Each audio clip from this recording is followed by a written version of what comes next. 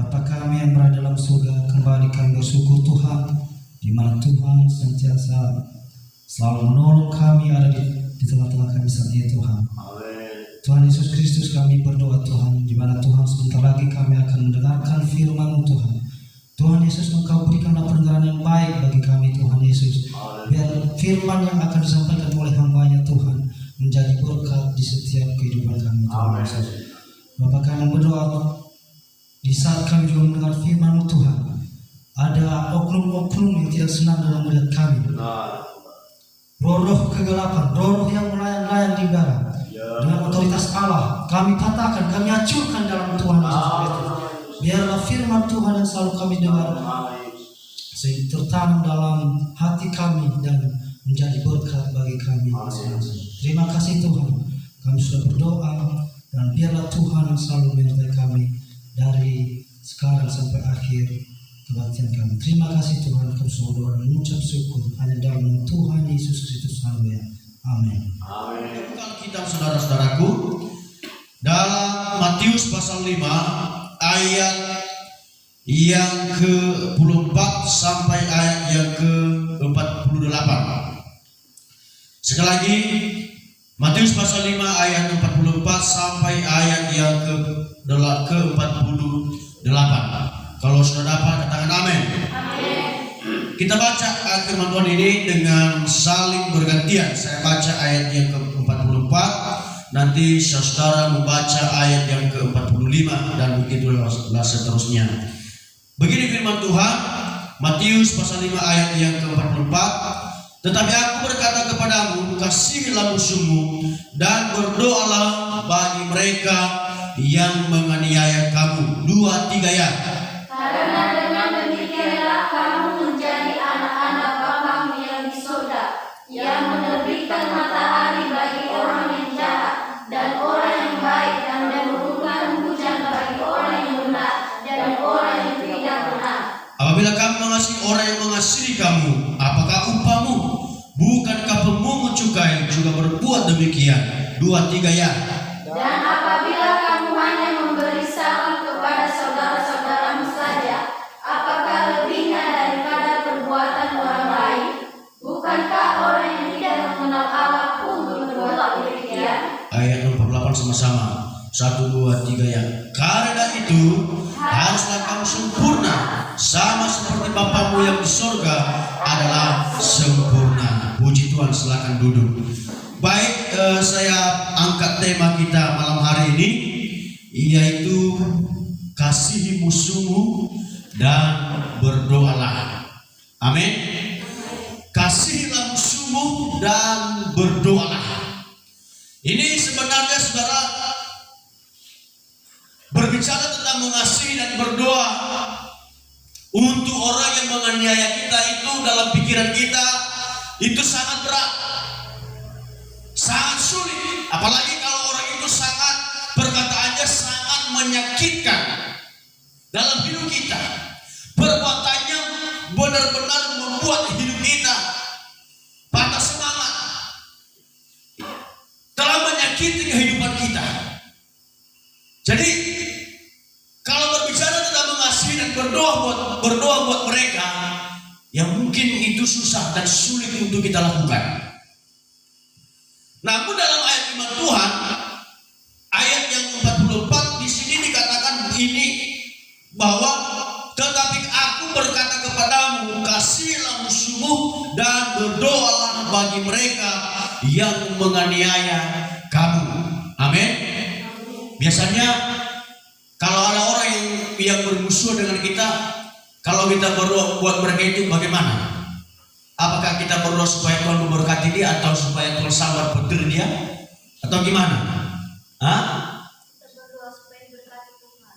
Amin. Kalau pemuda, kalau ada kawan-kawan kalian atau musuh kalian, kalau kalian mendoakan dia bagaimana? Apakah kalian berdoa supaya langsung Tuhan cekik lehernya? Tapi kalau orang-orang yang tidak percaya kepada Yesus, pasti dia melakukan hal itu. Tapi pernah saya katakan bahwa kalau kita berdoa kepada Tuhan, kalau kita berdoa, kalau kita mau doa kita dijawab Tuhan, maka kita harus berdoa sesuai dengan apa yang Tuhan mau. Jadi kalau kita mendoakan orang yang menyakiti kita, orang yang menganiaya kita, itulah termasuk doa yang Tuhan mau. Tapi kalau kita berdoa buat orang supaya cepat mati, supaya dia disambar petir, itu bukan doa yang Tuhan mau. Ya. Nah, jadi dalam ayat firman Tuhan ini, saudara, ini adalah perintah Yesus untuk kita lakukan kepada musuh kita. Apa itu? Bahwa agar kita mengasihi musuh dan mendoakan musuh kita. Ini perintah Yesus untuk kita bisa lakukan. Dua hal, kita mengasihi. Kenapa harus dua hal? Kenapa Yesus tidak hanya berkata kasih saja? Mengapa dia katakan juga dan engkau mendoakan? Karena kenapa Yesus sudah tahu bahwa mengasihi musuh tidak cukup. Amin. Tapi harus mendoakan. Harus kita mendoakan. Yesus sudah memberikan teladan bagi kita, umat-umat yang percaya kepada Tuhan Yesus Kristus. Ketika dia dianiaya, ketika orang-orang membenci dia, menyalibkan dia, membunuh dia, saudara-saudara,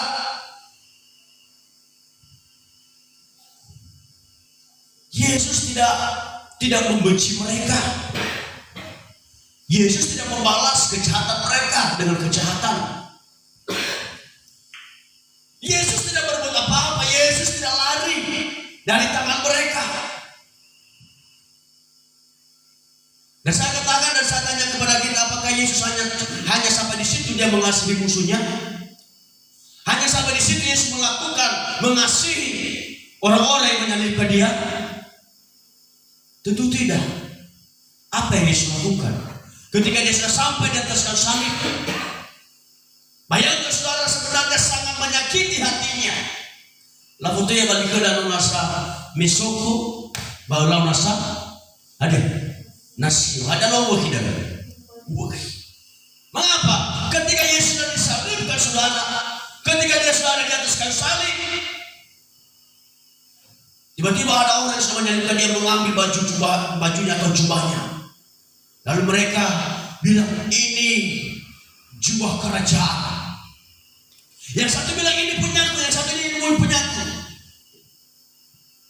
Mereka mengolok, mereka mengejek.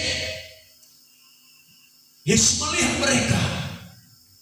Kalau sama kita dilakukan hal itu, sudah mereka lakukan hal yang tidak baik, yang tidak adil dalam hidup kita, masih mereka mengejek kita, saudara. Itu sangat menyakitkan. Tapi ketika Yesus melihat hal itu, apa yang Yesus lakukan sekarang? Apa yang Yesus lakukan? Saya tanya kepada kita. Ketika Yesus melihat hal itu, apa yang Yesus lakukan?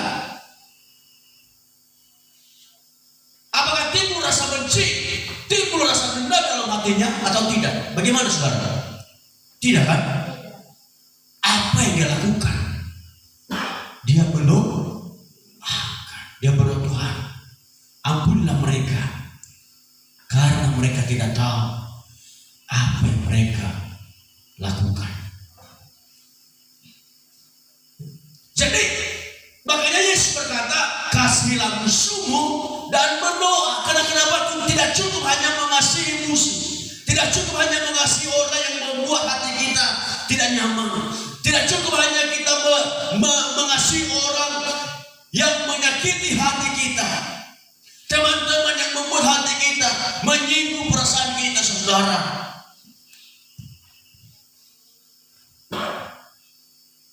Tidak cukup hanya kita mengasihi mereka, tapi kita harus melakukan seperti yang Yesus lakukan.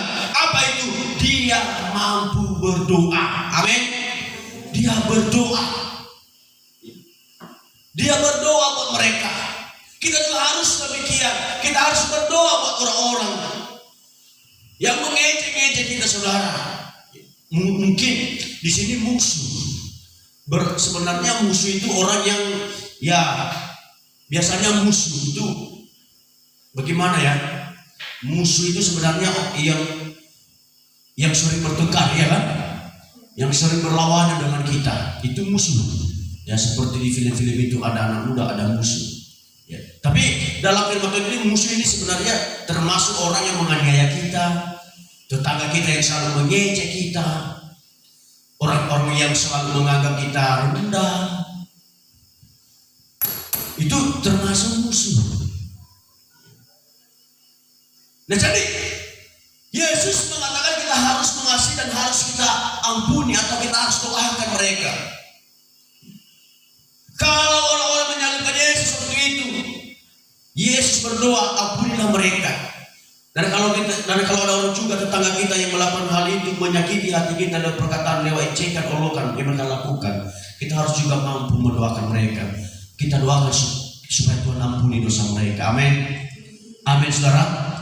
Itu perintah Yesus. Nah, mengapa kita harus melakukan demikian? Ini pertanyaannya. Mengapa kita harus melakukan demikian? Ayat yang ke-45 kita baca, saudara. Ini alasannya mengapa kita harus mengampuni. Ini alasannya mengapa kita harus mengasihi dan mendoakan musuh kita, orang-orang yang senang dengan kita, saudara. Ayat yang 45 berkata, karena dengan demikian kamu menjadi anak-anak Bapamu yang di surga. Yang pertama, mengapa kita harus lakukan itu, saudara? Pertama, supaya kita menjadi anak-anak Bapa di surga. Amin. Mau menjadi anak Tuhan Yesus, saudara? Amin. Yang tidak mau katakan amin. Tidak ada yang tidak mau, kan?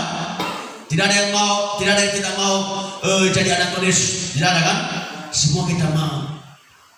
Jadi kalau kita mau jadi anak Tuhan Yesus, maka kita harus mampu mendoakan dan mengasihi musuh kita. Kadang-kadang kita sudah tahu dan lihat bagaimana hubungan Bapa dengan anak. Mungkin kita di sini punya Bapa, saudara, punya Bapa. Dan kita lihat bagaimana hubungan anak itu dengan Bapa. Bapa itu, saudara, adalah selalu mengerti apa yang kita butuhkan. Amin. Amin. Bapa itu selalu peduli dengan kita. Apa kebutuhan kita, apa keperluan kita, mereka sanggup mengadakan semuanya. Mereka tahu, saudara. Itulah hubungan Bapa dengan anak. Jadi sama dengan kita dapat pun, kalau kita sudah menjadi anak Bapa di surga, maka Tuhan tahu apa yang menjadi kerinduan kita, apa kebutuhan kita di tempat ini. Tuhan tahu. Amin. Makanya kita harus melakukan perintahnya. Kita harus melakukan dan apa yang Dia sudah teladani dalam kehidupan kita. Yang kedua, yang menerbitkan matahari bagi orang yang jahat dan orang yang baik, dan menurunkan hujan bagi orang yang benar dan orang yang tidak benar. Saudara, yang kedua, alasan yang kedua mengapa kita harus melakukan demikian. Pertama tadi supaya kita menjadi anak Bapa di surga. Dan yang kedua, kita harus menerbitkan matahari bagi orang-orang jahat. Amin. Amin. Artinya kita harus menjadi terang. Ya, makanya Matius pasal kelima ini ayat yang Matius pasal 5 ayat yang ke-13, saudara, sampai ayat ke-14. Di situ dikatakan bahwa kamu adalah terang dunia. Kamu adalah terang dunia. Jadi artinya kalau kita sudah menjadi anak Bapa, tidak cukup hanya menjadi anak Bapa saja. Namun bagaimana supaya kita menjadi anak Bapa, harus tahu dari kelakuan dan perbuatan kita. Amin. Apa itu? Kalau kita sudah menjadi terang, menerbitkan terang bagi orang-orang yang tidak mengenal Tuhan. Bisa juga di tengah-tengah keluarga. Kalau ada keluarga kita yang tidak kenal dengan Tuhan, yang tidak percaya dengan Tuhan, kita harus sampaikan kebenaran bagi mereka. Ya.